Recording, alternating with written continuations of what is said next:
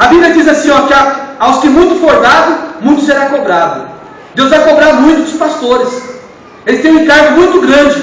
Mas mesmo sendo pastor, tem que ter amor às almas. Tem que desejar gerar vidas. O Senhor nos chamou para nós gerarmos vidas. Não foi para nós sermos cachaço. Não é verdade? O cachaço, o que é o cachaço? É um porco que come muito. Ele come, ele vai ficando obeso. Daqui a pouco, nós estamos iguais a eles, obesos espirituais. E nós não fazemos a obra do Senhor como ela deve ser feita. E as pessoas morrem e vão para o inferno, irmãos. E é por culpa minha e por culpa sua. Porque nós não atendemos os chamados do Senhor. Jesus não deu uma grande sugestão, mas uma grande missão. Remeter, enviar. Que só pode ser obedecida desinstaladamente. Você não pode estar instalado no lugar. Só pode ser exercida de uma maneira informal, informalmente. Só pode ser exercida de uma maneira de relacionamentos. Se você não quiser ter relacionamentos com pessoas, você nunca vai exercer o ID do Senhor. Então, relacionalmente, esse caminho, você deve ser uma pessoa inteligente, que conheça bem a palavra da verdade. E se você não conhecer muito ela, você dê testemunho, porque o teu bom testemunho vai salvar muitas vidas. Então você vai fazer da maneira que Deus te instruir, né? E olha só, nós não fomos chamados a ir, nós somos chamados a ir. Jesus falou assim em Mateus 11:28: Vinde a mim todos vós que estáis cansados e oprimidos, e eu vos aliviarei. Mas Ele mandou a gente vir a Ele para Ele nos aliviar, para depois que nós estivermos aliviados, nós irmos. Então nós não podemos ficar parados. Nós só executamos essa grande comissão do Senhor. Seremos bons discípulos dele quando nós caminharmos, triunfarmos. A grande comissão, ela tem uma abrangência, irmãos. Sabe qual é? Não é uma abrangência só local. Ela tem uma abrangência do mundo. Olha só o que o versículo 15 disse, ó. Tem a primeira parte, e disse-lhes: ide por todo o mundo. É a primeira parte. Ide por todo o mundo. Então o mundo é os seus termos. Não precisa ficar limitado. Às vezes as pessoas têm oportunidade, né? Você tem oportunidade no teu trabalho de você ir lá para Salvador. E aí você fala assim: mas eu sou discipulador, eu estou aqui na igreja de comunidade da fé. Isso vai atrapalhar o trabalho que Deus colocou na minha mão. De repente, irmãos, Deus está te abrindo uma porta para você ir lá trabalhar, ganhar o pão de cada dia, que você tem que trabalhar mesmo. O apóstolo Paulo falou assim, ó: se for preciso trabalhar de dia e de noite para não ser pesado a ninguém, você tem que trabalhar. De repente, uma estratégia para a igreja estender as estacas para lá.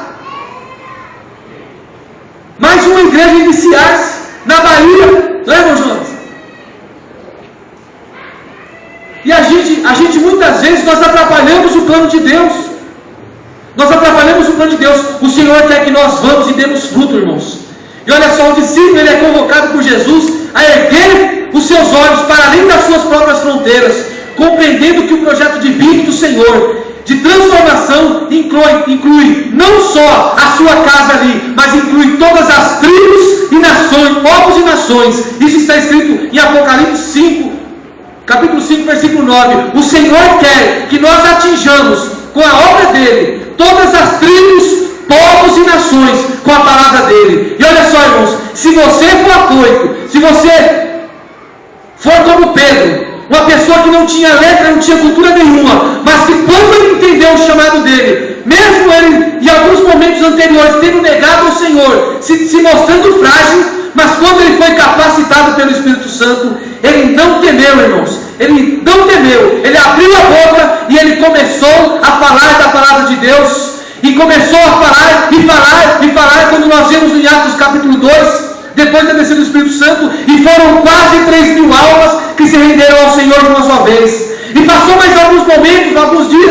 ele novamente transmitiu a palavra, e novamente, quase quase 5.000 almas, a palavra de Deus diz que se rendeu aos pés do Senhor, e foram de muitas tribos e nações que estavam naquele momento, naquela grande festa de Pentecostes, naquele lugar, e foi atingido o Evangelho do Senhor, todas aquelas vidas, e por isso que atingiu as nossas vidas nos dias de hoje, porque eles não se acovardaram, e nós não devemos ser covardes, irmãos, espirituais. Só queremos receber do Senhor e nunca querer dar, nunca querer retribuir aquele favor que Ele fez por nossas vidas, porque nós somos todos, irmãos, nascidos do pecado, fomos gerados do pecado, e se não fosse a misericórdia do Senhor, dele enviar o seu Filho unigênito para morrer na cruz do Calvário por nós estávamos já mortos, fedendo, fedendo já carniça, porque nós não tínhamos sido alcançados pelo amor de Deus, e nós não éramos ninguém, nós éramos impuros diante dos olhos do Senhor, e o Senhor nos alcançou, irmãos. Não foi para a gente ficar sentado parado, mas foi para levar a palavra do Senhor a quem precisa, aos necessitados. Eu já... Glória a Deus. Vai se empolgando. Tem gente, irmãos, você não fica preocupado comigo, já vou, daqui 5 minutos eu acabo. Mas se você quiser levantar e ir embora, irmãos, não tem problema nenhum. Viu? Não tem problema nenhum. Você pode ir embora. É que tem gente que não gosta desse tipo de palavra. Então pode ir embora, fica sossegado. O Senhor é contigo. Deus vai mandar outro pregador domingo que vem para trazer aquela palavra que você precisa. Eu vi bastante movimento, então é melhor que quem está se movimentando, não precisa ficar preocupado não, pode ir. Eu não fico triste não. Eu sou daqueles, irmãos, que eu gosto de pregar para 1, 2, 3, 5. Eu prefiro mais pregar para pouca gente do que para muita. Nunca desejei, irmãos, pregar aqui na sede. Eu desejei pregar em Guarulhos e no Itaim Paulista. Esses lugares eu desejava. Ardia meu coração. Glória a Deus, já preguei também. Ministrei a palavra do Senhor, Glória a Deus. A mensagem da grande comissão, ela tem uma mensagem para pregar. E qual é a mensagem? É cura divina?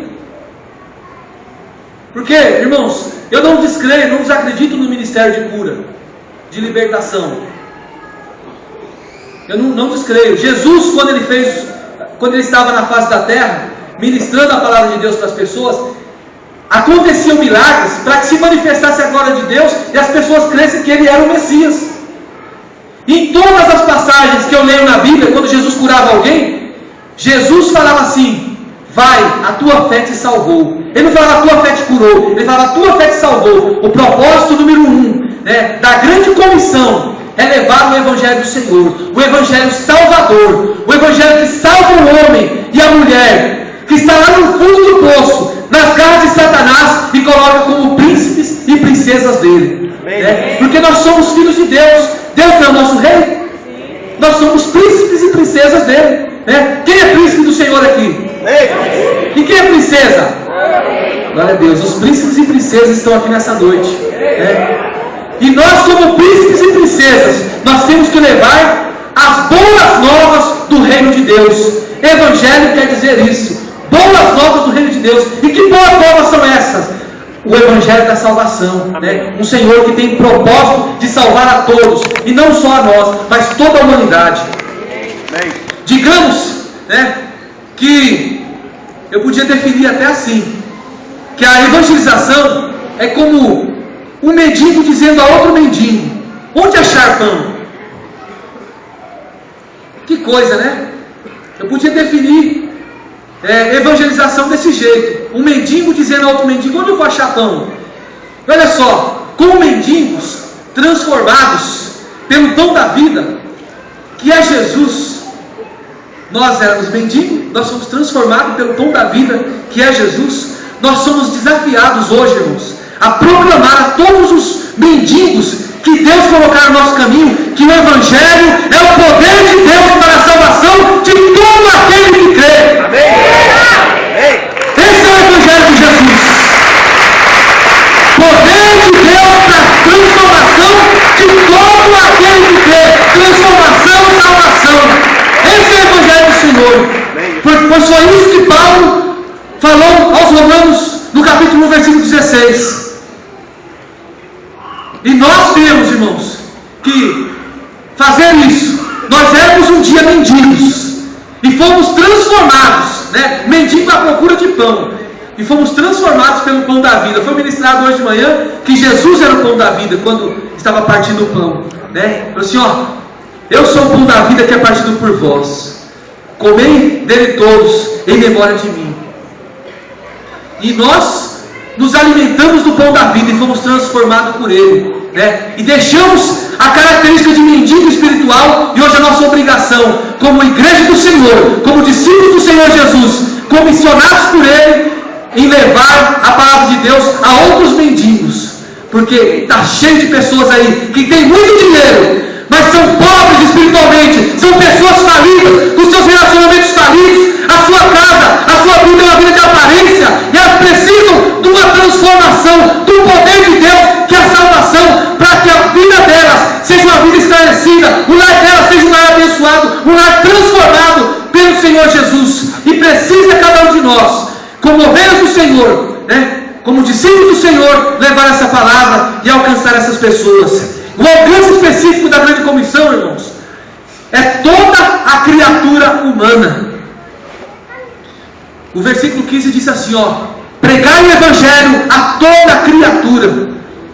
A grande comissão responsabiliza a cada um de nós que evangelizamos, irmãos, com cada pessoa que ainda não conheceu Jesus, pois ele garantiu, Jesus garantiu isso, que um pecador arrependido provoca no céu maior alegria do que 99 justos que não precisam de arrependimento.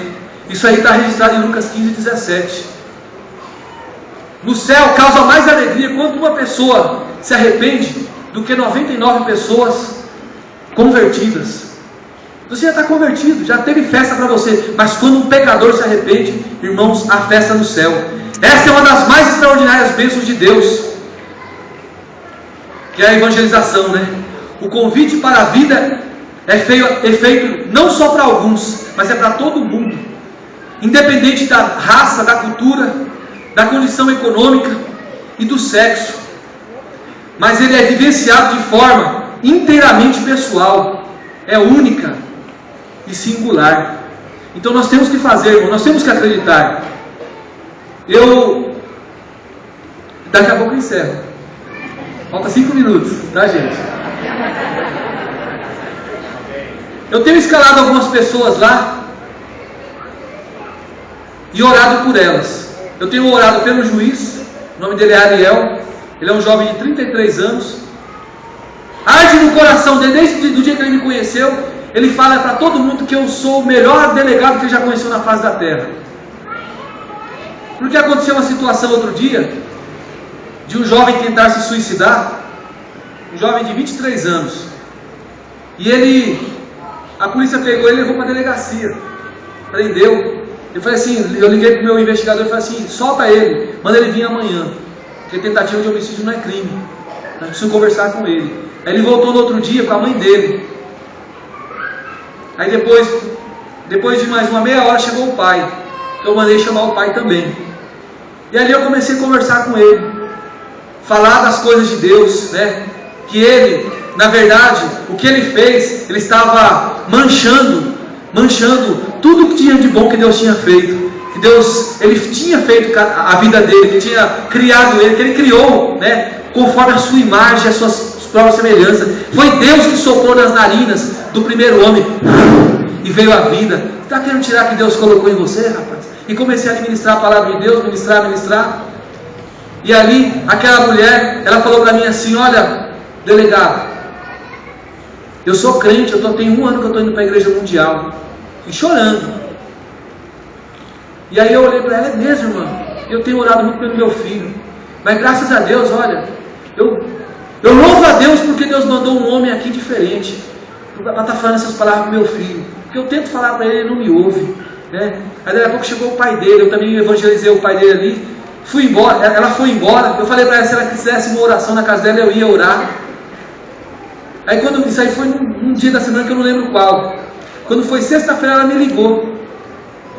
Ligou na delegacia, eu que atendi. Falou assim, eu queria falar com o delegado. Você está falando com ele. O que é? Aqui a dona... Eu nem lembro o nome da irmã. Aí ela falou que a dona, nome diferente, nunca é o único nome que eu já vi na minha vida. Depois do Cassie Jones. Diferente, estranho. Aí ela Sua mãe do falou assim, Cassie ó, Jones. o senhor falou que vinha orar aqui em casa, se eu precisasse. Eu preciso, que meu menino, depois daquele deu uma melhoradinha, mas ele ainda está mal. Eu acredito que se eu vir orar aqui em casa, ele vai melhorar. Aí eu falei que ia no sábado lá. Só que esse sábado eu fui pescar, né? E cheguei muito tarde. Aí eu cheguei muito tarde, quando eu passei lá, já estava tudo apagado a casa dela.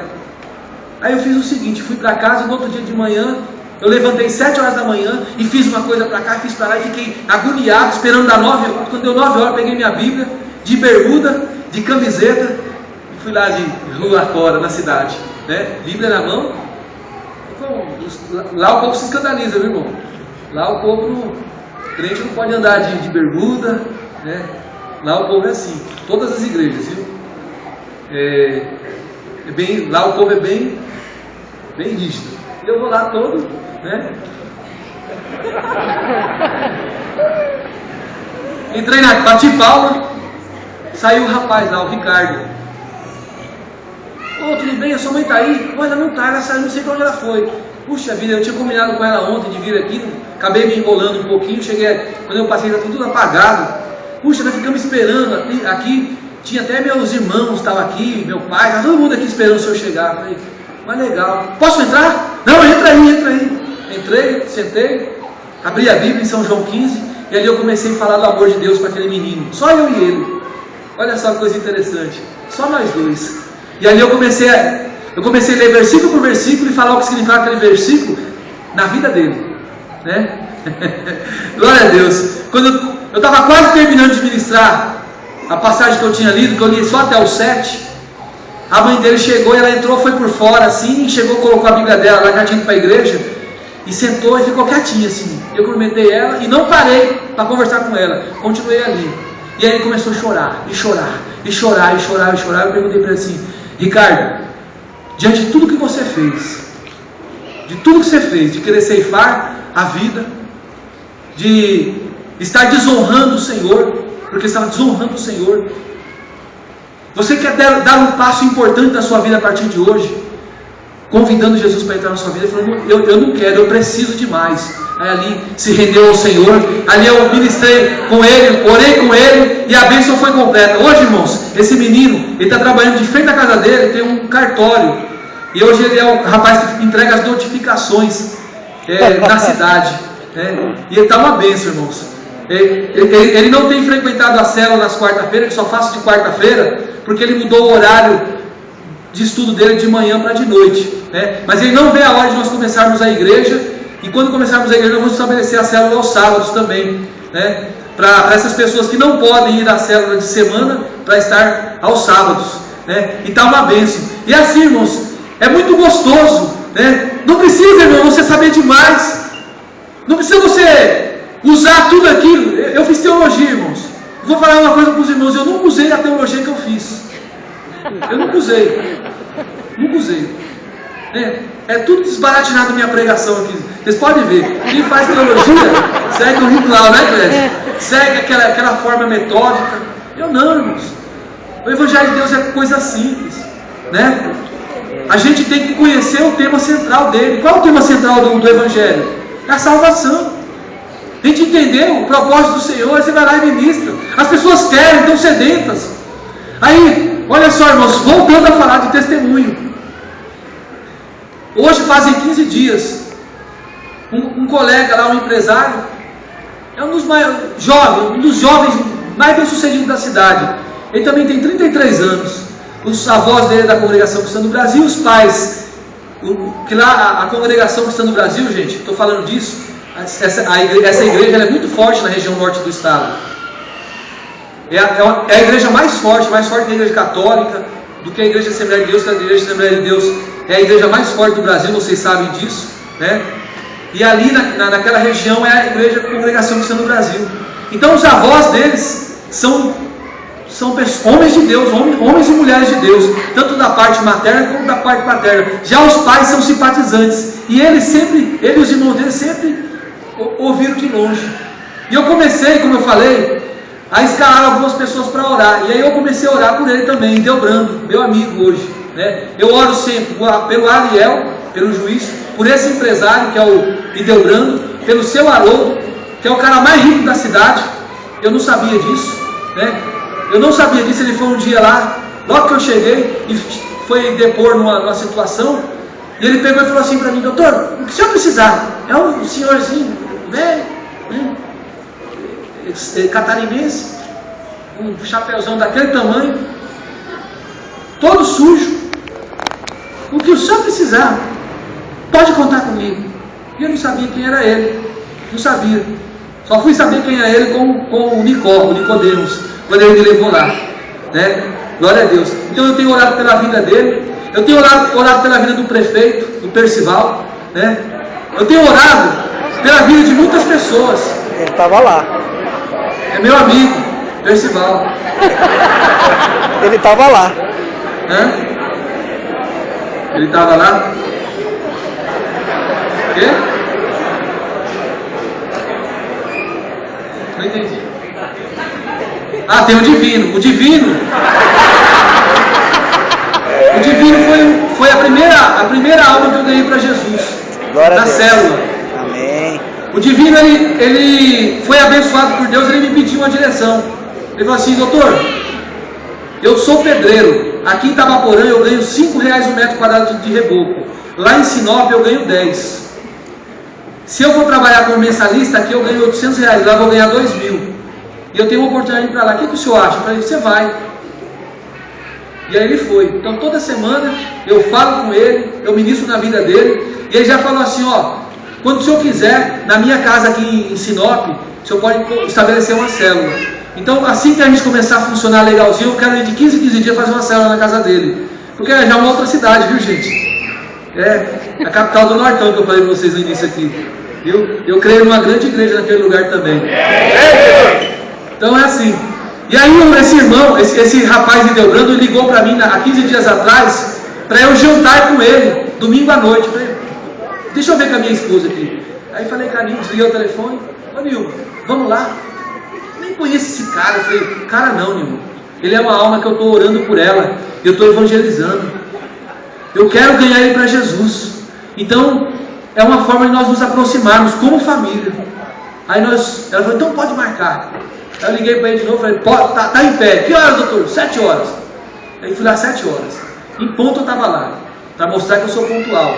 E aí ele marcou também com o Nicodemos e a esposa dele. Aí nós sentamos à mesa, e estava a mulher dele junto. Aí nós jantamos. Antes de jantar ele pediu para eu orar. Eu orei, abençoei a vida dele, abençoei a vida do Nicodemos, a da minha família, a mesa que estava colocada ali, né? E quando eu terminei, que nós começamos a comer, nos cansamos de comer, eu assim, falei assim: olha gente, vou falar uma coisa para vocês. Eu estou fazendo um projeto de manejo. Assim que eu me desenrolar desse projeto de manejo, viu, doutor? Eu vou me juntar com você nessa obra aí. Amém. Você vai ver como eu vou ser do teu lado. Glória a Deus. Irmão, glória a Deus. Eu preciso vou falar a verdade, mas eu preciso fazer um bom sermão. Eu preciso elaborar um bom sermão. Eu preciso usar o que eu aprendi na teologia. O que eu preciso fazer? Entender o objetivo central da grande comissão, que é o Evangelho de Salvação. Amém. Aí com o teu testemunho, com o meu testemunho, a gente vai lá e começa, né, investir em relacionamento, daqui a pouco você está ganhando. Outra coisa, cuidado com a forma que você entra no relacionamento. Em todos os lugares que eu vou tem cerveja, tem uísque, e eu mostro dentro da Bíblia para eles que não é pecado beber. E eles gostam quando eu falo isso. Efésios 5,18. O apóstolo Paulo falou assim: não vos embriagueis com vinho, que há contenda. Naquela época, a melhor bebida que existia era o vinho. Não era isso, pastor Rodrigo? Não era isso, pastor Milton? Não era isso, Clésio? Se fosse no dia de hoje, e eu falo isso para eles, eu sempre ando com a Bíblia, irmão, dentro do carro. Aí eu vou pegar a Bíblia. A gente tem que conhecer a palavra de Deus, é a nossa ferramenta. E eu falo para eles assim: ó, se fosse no dia de hoje, essa palavra seria assim: ó, não vos embriagueis com cerveja. em que há contenda. Não vos embriagueis com uísque que há contenda. Está falando de embriagar-se, não está falando de beber um pouquinho. Só que tem uma coisa: ninguém torna-se uma pessoa alcoólatra sem beber um pouquinho. Então por isso que eu prego, eu falo, eu explico, eu ensino. Eu quero que as pessoas que estão no meio social onde eu estou vivendo não bebam. Eu falo dessa forma: substitua a bebida por um suco, por um refrigerante, por uma água. Você vai ser feliz, você vai ser alegre. Vai como eu sou alegre, vai como eu sou feliz. Eu sou alegre, sou feliz, irmãos. Amém. Aí falo isso para eles. Então é assim, irmãos, você tem que estar no meio social, sim. Não tem que correr, não. A última semana que eu estava lá na academia, eu tenho um amigo chamado Gilson, delegado, ele é carioca. Aí nós estávamos fazendo uma confraternização de encerramento. Era um churrasco. Ele não estava embriagado. Ele chegou assim, fez uma roda e me abraçou assim. Falou assim: gente, eu preciso falar uma coisa. Carioca, Claudemir, tu és do cara. Eu sempre tive uma péssima impressão de crente. Você me surpreendeu. Ele fala: me arrastar. Por quê? E ali ele começou a falar, eu fiquei todo sem jeito. Desde o princípio. Ele começou a falar lá do que eu fazia lá na academia, né? Se preocupava com todo mundo. Estava sempre disposto a ajudar. Quando tinha alguma festa, eu ia nas festas, mas não sentava com eles à mesa na roda dos escarnecedores. Quando começava a escarnecer, eu saía fora e ia para outra ali, né? Era bastante gente, dava para você escolher os lugares de ficar. Então, irmãos, nós temos que estar nos lugares, sim. Senão, como você como luz vai brilhar? Nós somos luz, irmãos. Jesus falou assim: vós sois o sal da terra e a luz do mundo. Como você vai brilhar? Você tem que estar no meio das trevas e a luz tem que brilhar, estampar. Todo mundo vai olhar: opa, aquele camarada ali verdadeiramente é um homem de Deus. Aquela mulher ali verdadeiramente é uma mulher de Deus. Então você tem que estar. Tem gente que prega para não estar. Eu falo que tem que estar. Mas você tem que ter um propósito. Tudo tem um propósito, irmãos. Nós vivemos, nós como uma igreja que trabalha, né? O nosso propósito número 1 é salvação, irmãos. Família unida, né? Salvação, transformação de vidas. Nós não nos importamos em aparecer muito, mas nós nos importamos com salvação. O que a sua célula faz no dia a dia? Fazem eventos para trazer pessoas. E essas pessoas vão ser transformadas naquele local. Na verdade, ela vai sempre chegando, vai trabalhando, Deus vai trabalhando na vida dela. Dali a pouco ela fala assim: eu quero Jesus. Vai para o encontro, volta, faz discipulado, batiza, faz o CTL. Não é assim? Para que a gente faz isso? Para nós ganharmos. Para nós ganharmos. Então nós somos luz. Você é a luz do mundo, viu, irmão? Você é sal da terra. Só que sal tem que ter sabor. Luz tem que brilhar. Luz apagada para nada serve. Sal sem sabor para nada serve. O Senhor falou: o sal, se não for sal nada, a única coisa que presta é para ser pisado pelos homens. Então nós temos que ser sal da terra, entender a mensagem central do Evangelho, né? E a grande comissão, ela tem uma promessa, que são os sinais.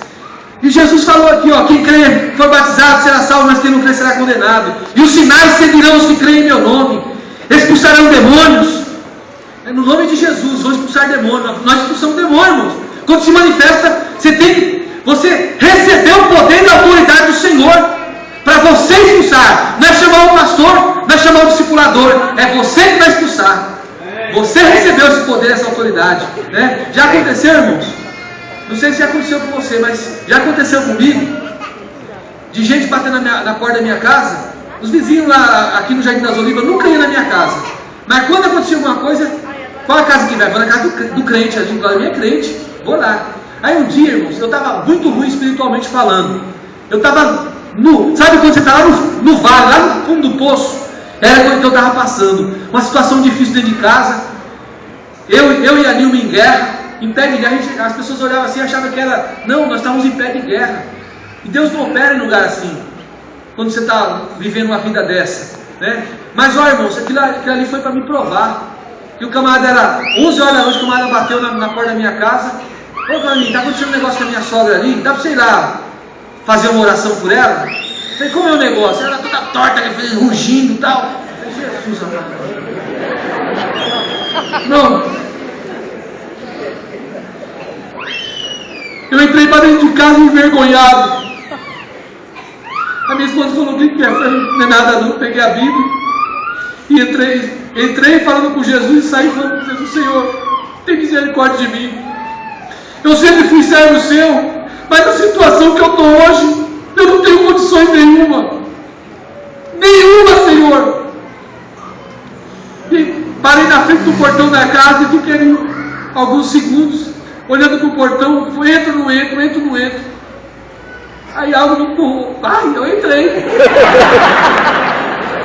Quando eu entrei, cheguei na porta, a mulher estava um segurando de um lado, outro segurando de outro, sentado assim no sofá. Quando eu cheguei na porta, já deu um berro. Ah! Eu já gritei, em nome de Jesus está repreendido, cara de Satanás. Olha só aquele derrotado estava entrando ali. Irmãos, é difícil eu falar isso, mas eu estava me sentindo daquele jeito. Eu achava que Jesus não me ouvia, mas olha só, irmãos, o Senhor nos deu poder e autoridade. O poder e a autoridade veio dele, não é nosso, ele que nos deu. E ali eu fui lá, só virei na frente. Eu não fiquei com aquele negócio de quem é seu nome? Não tem nada disso não, tem gente que gosta disso aí, entrevistar o diabo. Falei, solta ela. Soltaram. Demônio, em nome de Jesus, sai! Saiu, em nome de Jesus. Glória a Deus. Glória a Deus. Nós recebemos, irmãos, poder e autoridade. E olha só, eu saí dali daquele lugar um gigante. Literalmente, irmãos, porque eu cheguei, e é bom assim, né? Quando nós vamos para uma guerra, para um confronto, nós não podemos ir como um leão, nós temos que ir como um gatinho. Não é? Porque se você for como um gatinho, você pode sair como um leão. Não é? Não é assim? Você sai como um leão, porque o leão já sai, eu venci, eu matei, eu conquistei. Né? Agora já pensou se vai um Rottweiler em cima do gatinho? Não sobra nada. E ali eu saí. Aí quando eu cheguei, a Nilma olhou para minha cara, o que foi? Eu falei, Nilma. Aí eu comecei a conversar com ela, eu não estava falando com ela, né? Nós estávamos de mal um para o outro, e eu comecei a falar, né? O cara bateu aqui na porta, eu entrei para orar pela mulher, a mulher estava endemoniada.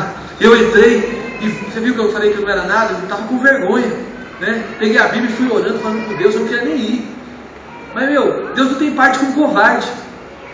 Eu sempre falo, eu até repeti sexta-feira, e quem fala essa palavra, toda pregação que eu vejo pregando, eu apóstolo Aribaldo, porque Deus não nos deu um espírito de covardia.